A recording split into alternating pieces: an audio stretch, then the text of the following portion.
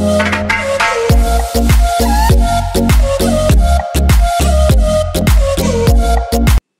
warahmatullahi wabarakatuh. Kembali lagi bersama saya. Yang mana pada kesempatan kali ini saya ingin memberikan cara bagaimana pembuatan intent di Android Studio.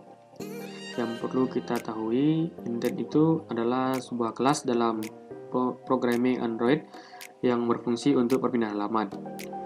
Intent juga merupakan suatu objek yang terdapat dalam suatu activity, di mana objek tersebut dapat komunikasi dengan activity yang lain, baik activity pada fungsi internal Android, misal seperti memanggil activity dalam satu package atau beda package yang masih berada dalam satu project.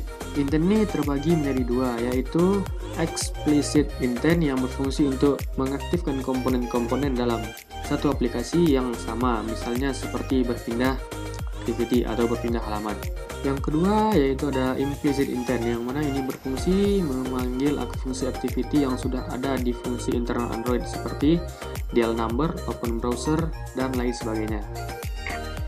Baik, langsung saja kita membuatnya. Yang mana yang pertama yaitu kita membuka Android Studio, kemudian kita pilih file, new project, empty activity.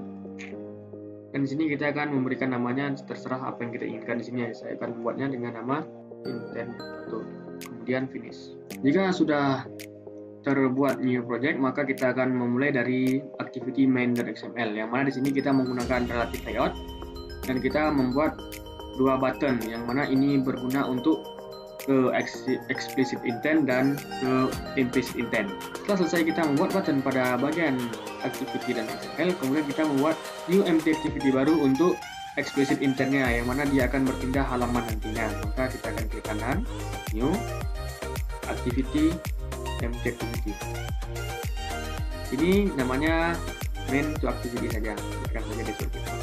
Kemudian pada activity main to XML-nya kita akan memberikan teks untuk penanda dia activity kedua. Maka di sini namanya adalah ini halaman kedua dengan margin top 150 dp, align parent-nya true, margin start 30 dp, align parent left true, margin left 30 dp. Setelah selesai pada kedua bagian activity-nya, kita akan masuk ke main activity.java-nya. Yang mana di sini kita akan memberikan pengenalan ID button. Ketika ditekan dia akan berfungsi. Mana button pertama explicit intent dan yang kedua adalah implicit intent. Dan kita berikan dia fungsi implicit intent button find by ID, explicit intent set on click listener this. Begitu juga dengan implicit intent button find by ID r.id implicit intent set on click listener this. Ini untuk menambahkan fungsi klik pada button yang telah kita buat di activity main.xml. Kemudian berikutnya di sini ada case ketika explicit intent ditekan, maka dia akan beralih ke halaman main to activity.class. Dari main activity Java ini dia akan berpindah kelas ke new activity yang kita telah desain pada activity main2.xml.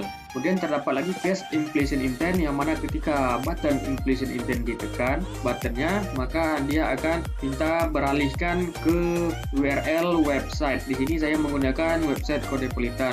Kita bisa mengganti dengan website apa saja. Dia akan meminta action view, ingin buka dengan visual atau apa seperti itu. Setelah selesai, maka kita akan merankan aplikasi dengan klik segitiga hijau di atas. Jika setelah kita run, maka dia akan muncul tampilan seperti ini. Ini merupakan tampilan yang telah kita desain pada activity main.xml. Ketika kita tekan klik di sini untuk explicit intent, maka dia akan pindah ke halaman kedua. Dan ketika kita tekan untuk implicit intent, maka dia akan meminta ingin buka dengan apa. Di sini kita pilih Chrome saja, maka dia akan teralihkan ke website Codepolitan. Baik, mungkin cukup sekian yang dapat saya sampaikan. Wabillahi taufiq wal hidayah. Wassalamualaikum warahmatullahi wabarakatuh.